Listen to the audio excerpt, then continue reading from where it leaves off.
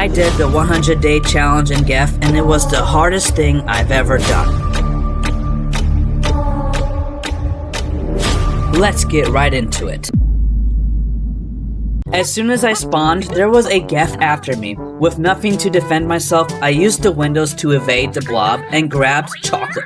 That's when I saw the bat. Close to death, I did not want to fail the challenge on the first day. That would have been embarrassing. Day 2 began and there was a couple taking base at the store. So I helped them build with my strong hand as I stroked the mouse intensely. That's when Obstructa and Kev came. These two would help me rule the server later. Just like any king, I needed soldiers to help me survive this chaotic land. But first, I would need to build a perfect castle to protect us from mouths that want to suck us off. When the next day started, Kev has already brought me a lot of supplies. Suddenly, I had a brilliant idea that sounded so crazy that it might work.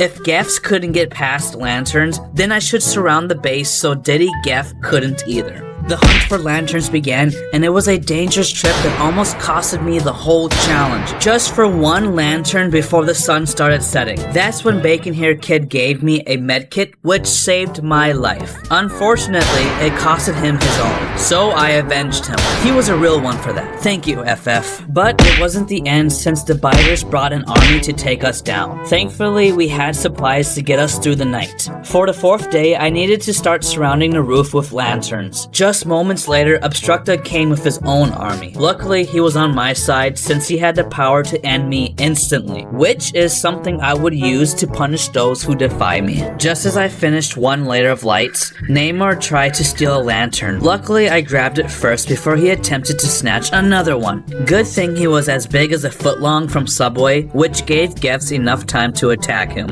Help me, please! This act of rebellion was not going to be the last of it, because people can also be just as bad as the monsters. When the sun woke up, it was finally time to work on the rooftop. We needed to make it too tight for Daddy GEF to squeeze through. That's when I realized one of my lanterns were missing, so I searched for it and found it being used by others. I was going to take it, but since Bacon Hair Kid saved me, I let them have it. Did the others take my mercy as a sign to not steal from the king? No, and that's when the Lantern King laid down his laws. If they were going to ruin my shelter and endanger my people, then I too shall ruin theirs. So I placed a plank on the floor to block the door. After Kev helped me clear the base, I paid the others a visit, where I ended up trapping them inside until the 6th day started. Hopefully that warning was enough for them to learn their lesson, just like how Obstructa learned I'm not paying child support. Day 7, I started building a small tunnel system that would provide space between the roof and GEFs while Kev imprisoned one of the thieves. I'm fine with them taking our health supplies, but lanterns were like gold to me. Chaflex gave me supplies as a peace offering while I itched my ass. The fight was finally over, and there was only munchers to worry about.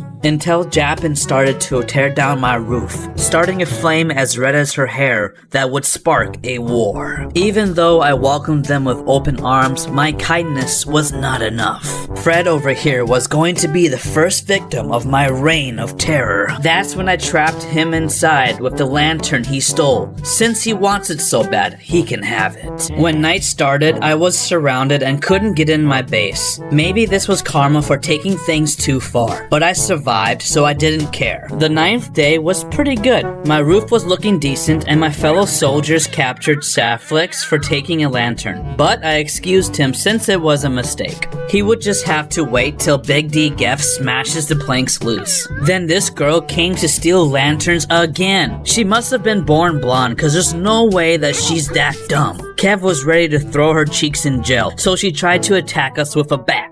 Then Frey joined in by destroying our planks while Japin D's nuts stole the lanterns. It was pretty funny seeing them dig their grave.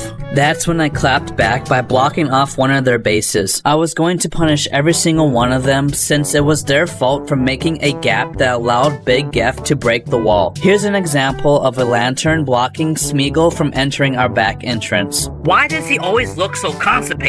Anyways, day 11, I realized FF has joined their side and raided our base for supplies, so I made sure to block even more doors. Then I put FF in jail for betraying me. He must have been their leader since Japan and Namor tried stopping me. The Three Stooges messed with the wrong jongleur. Since there was nowhere else to go, they stayed in my base for the night. I gave them no choice but to rely on my protection. But I still needed more lanterns since there was still big gaps.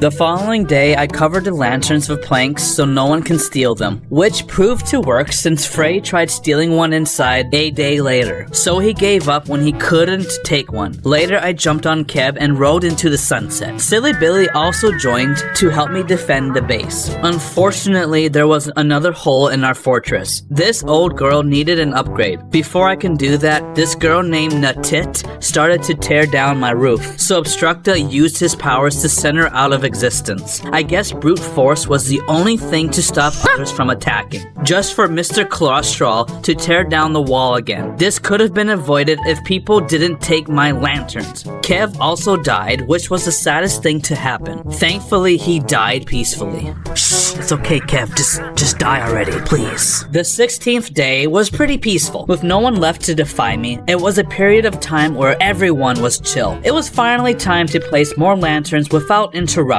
Until Big GEF busted all over the wall. I swear, there's never a peaceful moment to last. Then Kev died again. He's just doing it for attention. He'll be alright. Day 17 was about adding another layer of lanterns on the sides. Even if the building respawns, the lamps would still be there. This took all day to complete. With Big D bitch face after me, it was a perfect time to test for gaps. When it was over, I patched up the wood and placed more lanterns. After remodeling the entrance, I spent the whole day fortifying the holes in the wall. If GEFs get through, then we're screwed. When the 19th day started, Hitchum, Kev, Obstructa, and Silly Billy surrounded me for a picture. Thanks guys, you're the best. Later that night, my health was really low, so I let the others kill the flesh balls. You would think I'd be the best muncher hunter after all the time I played, but at least I'm the smartest builder there is. Like how it protected Hannah Montana from Giddy. Anyways, day 21 there was a lantern floating in the air, which is what happens when planks disappear. With nothing else to do, I placed more lanterns down and covered them with my hard wood. Also, Silly Billy opened up a store in the castle, and I made a tunnel to the entrance on the 23rd day. It was actually looking pretty good. I was finally able to go AFK to peep.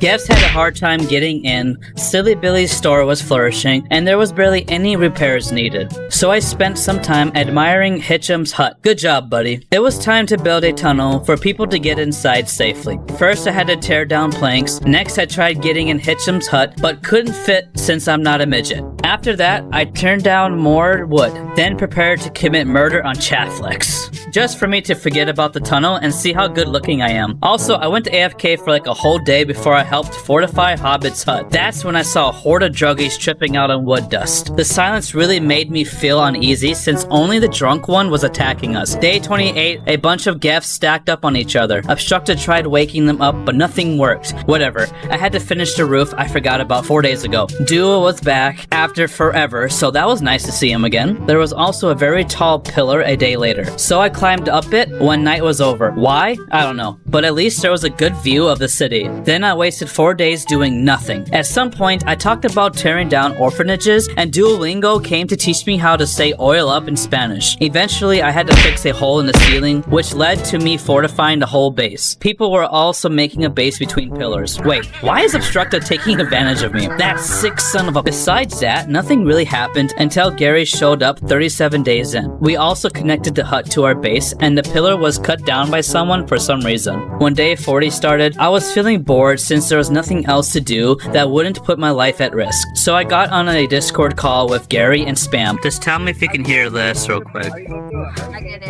All I have to do now is survive 58 more days. Even Daddy GEF was shocked by how far I gotten. I felt invincible, like nothing was going to stop me. Until I stepped foot outside and was immediately surrounded by GEFs. So yeah, I failed the 100-day challenge on day 43, and I actually felt relieved. GEF is a fun game. I enjoy playing it, but focusing on surviving took the fun away from what the game is really about, and that's building a community, big or small, which is what I'll be doing next.